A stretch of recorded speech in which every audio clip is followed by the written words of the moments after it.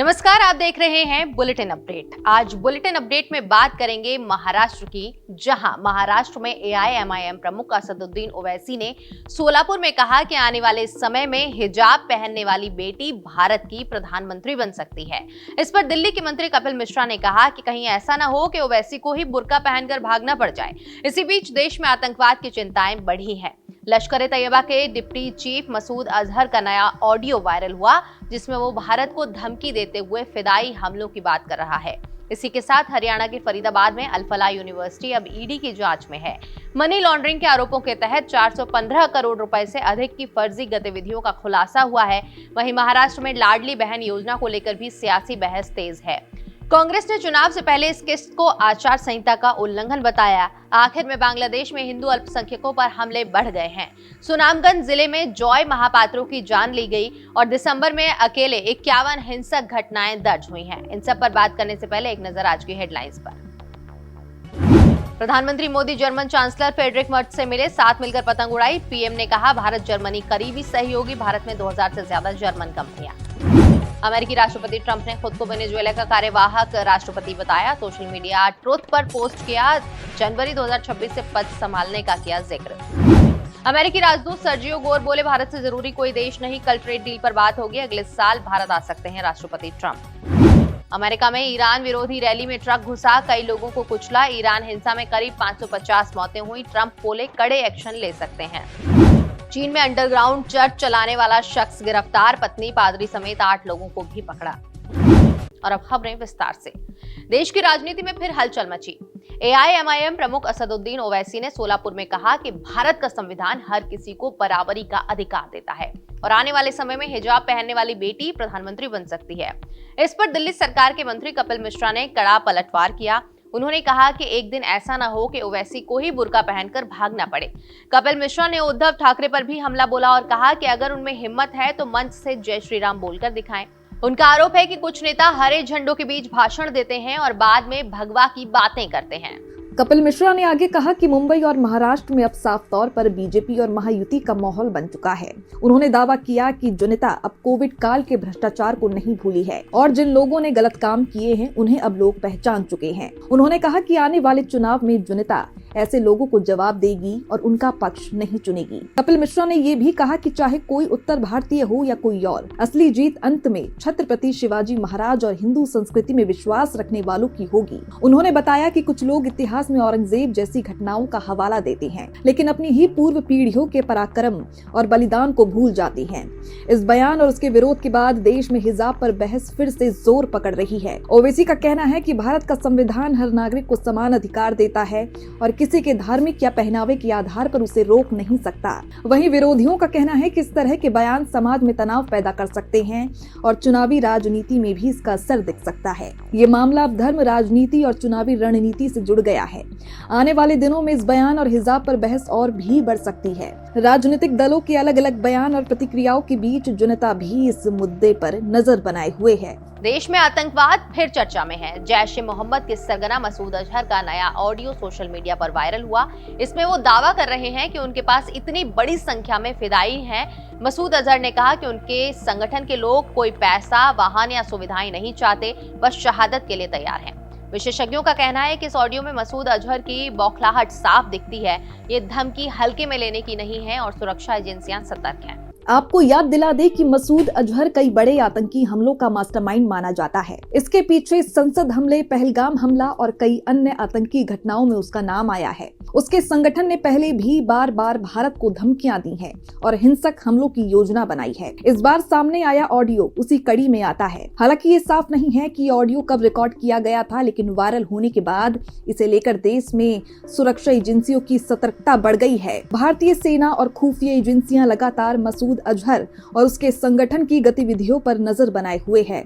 वो ये पता लगाने की कोशिश कर रही हैं कि फिलहाल उसके संगठन के पास कितने फिदाई हैं और वो आगे क्या योजनाएं बना रहा है। ऑपरेशन सिंदूर के दौरान भारतीय सेना ने जैश-ए-मोहम्मद के कई ठिकानों को पूरी तरह नष्ट कर दिया था।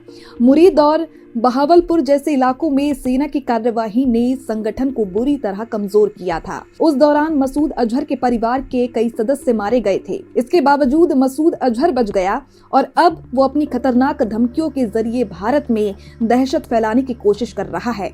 विशेषज्ञों का कहना है कि ऐसे ऑडियो और धमकियां अक्सर तब आती हैं जब आतंकी संगठन खुद को कमजोर या बौखलाया हुआ महसूस करता है। ये उसकी रणनीति होती है कि वो डर और आतंक का माहौल पैदा करे ताकि मानसिक रूप से लोगों को भयभीत किया जा सके। लेकिन भारत की सुरक्षा एजेंसियां हमेशा सतर्क रहती हैं और ऐसे किसी भी खतरे को समय रहते नष्ट करने के लिए तैयार रहती हैं। देश का एक शिक्षा संस्थान अब सिर्फ पढ़ाई लिखाई का केंद्र नहीं रहा, ये राष्ट्रीय सुरक्षा और वित्तीय जांच का भी अहम हिस्सा बन गया है। हरियाणा के फरीदाबाद में स्थित अल फलाह यूनिवर्सिटी का कैंपस अब प्रवर्तन निदेशालय की एंटी मनी लॉन्ड्रिंग जांच के तहत जब्त किए जाने की तैयारी में है। ईडी देख रही है कि विश्वविद्यालय और उनके ट्रस्ट द्वारा इस्तेमाल किया गया पैसा कथित रूप से अपराध से अर्जित तो नहीं था।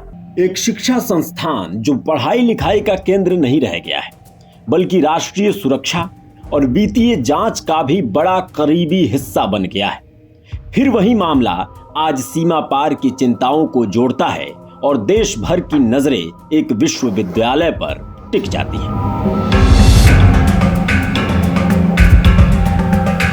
हरियाणा के फरीदाबाद में स्थित अल फलाह यूनिवर्सिटी का कैंपस अब प्रवर्तन निदेशालय यानी ईडी की एंटी मनी लॉन्ड्रिंग जांच के तहत जब्त किए जाने की तैयारी में है।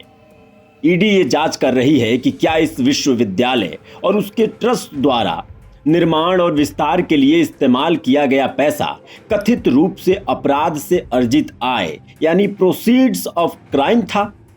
खासकर रेड फोर्ट धमाके की जांच से जुड़े कुछ वित्तीय संबंधों के कारण यूनिवर्सिटी के चेयरमैन जवाद अहमद सिद्दीकी को पहले ही मनी लॉन्ड्रिंग के आरोप में गिरफ्तार किया जा चुका है और एजेंसी का मानना है कि इस धन का एक बड़ा हिस्सा यानी 415 करोड़ रुपए से अधिक के फर्जी दावा और धोखाधड़ी से जुटाया गया हो सकता है।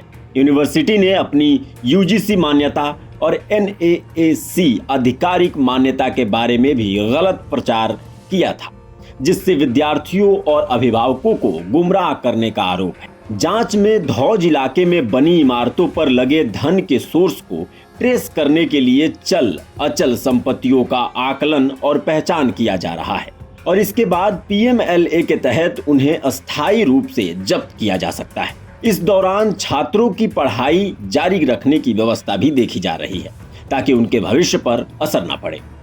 ये मामला केवल प्रॉपर्टी अटैचमेंट का नहीं है, बल्कि राष्ट्रीय सुरक्षा, वित्तीय पारदर्शिता और शिक्षा क्षेत्र में धोखाधड़ी से जुड़े गहरे सवालों को सामने लाता है। अधिकारियों ने पहले ही यूनिवर्सिटी से जुड़े दोहरे आरोपों, फर्जी दस्तावेजों और आर्थिक गड़बड़ियों का पता लगाया है और अब ये देखना बाकी है कि ईडी की कार्रवाई किस कदम तक जाती है और इससे शिक्षा संस्थानों की विश्वसनीयता और छात्रों का भरोसा कितना प्रभावित होता है।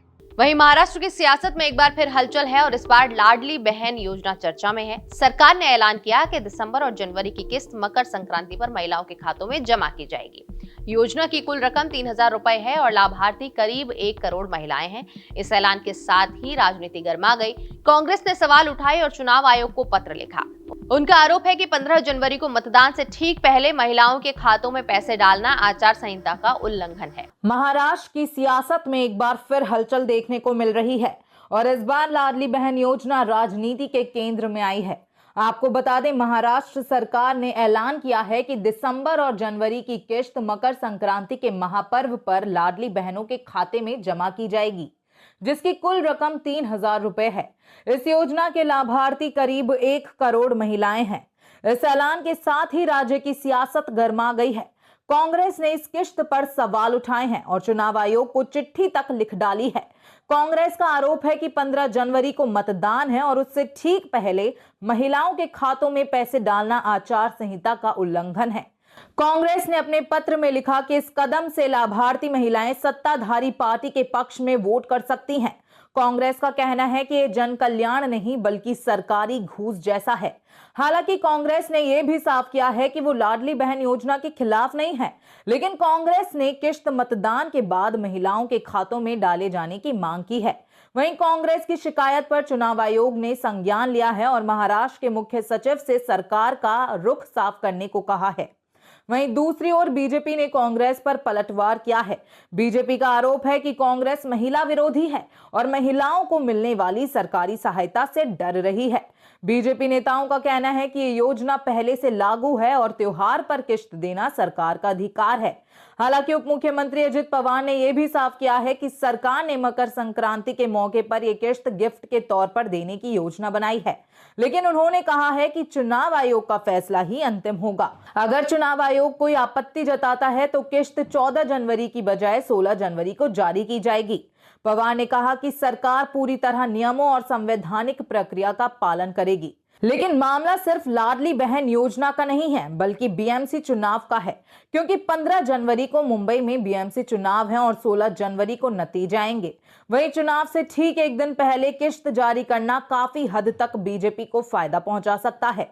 आपको बता दें कि बीएमसी देश की सबसे अमीर नगर पालिका है, जिसका सालाना बजट कई राज्यों से भी ज्यादा है। मुंबई की सत्ता सीधे राज्य और देश की राजनीति को प्रभावित करती है। यही वजह है कि बीजेपी, कांग्रेस, शिवसेना और एनसीपी सबकी नजर इस चुनाव पर टिकी हुई है। राजनीतिक जानकार मानते हैं कि करीब 1 करोड़ महिला लाभार्थियों का वोट इस चुनाव में निर्णायक भूमिका निभा सकता है और इसी वजह से लाडली बहन योजना की किश्त अब चुनावी मुद्दा बन चुकी है। अब सबकी नजर चुनाव आयोग के फैसले पर है। क्या किश्त रोकी जाएगी या सरकार को राहत मिलेगी? एक तरफ त्योहार और महिलाओं की उम्मीदें, दूसरी तरफ चुनाव और सियासी आरोप प्रत्यारोप। फिलहाल महाराष्ट्र की राजनीति में आगे क्या नया मोड़ आएगा वो तो आने वाला वक्त ही बताएगा।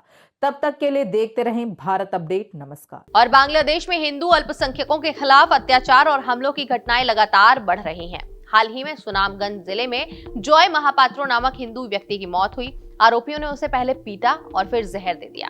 इससे पहले भी दीपू चंद्रदास, अमृत मंडल और अन्य हिंदू अल्पसंख्यक इसी तरह के हमलों में मारे जा चुके हैं। विशेषज्ञों का कहना है कि इन घटनाओं के पीछे भीड़ की हिंसा और स्थानीय प्रशासन की असफलता दोनों जिम्मेदार हैं। बांग्लादेश की अंतरिम सरकार मोहम्मद यूनुस की अगुवाई में अल्पसंख्यकों को सुरक्षा देने में नाकाम साबित हो रही है। इसका नतीजा ये हो रहा है कि हिंदू समुदाय लगातार निशाना बनाया जा रहा है। भारत लगातार बांग्लादेश में इन घटनाओं पर नजर बनाए हुए है और कई बार बयान जारी कर चुका है। भारत सरकार का कहना है कि बांग्लादेश की हर घटना पर ध्यान दिया जा रहा है और अल्पसंख्यकों की सुरक्षा सुनिश्चित करने के लिए जरूरी कदम उठाए जाएंगे, लेकिन हिंसा अभी भी बढ़ रही है और लोगों का कहना है कि अब भारत का सक्रिय हस्तक्षेप जरूरी हो गया। पड़ोसी देश में इस तरह की घटनाओं से न केवल वहां का माहौल खराब हो रहा है बल्कि अंतर्राष्ट्रीय स्तर पर भी चिंता बढ़ गई है। मानवाधिकार संगठन लगातार इस पर चिंता जता रही हैं।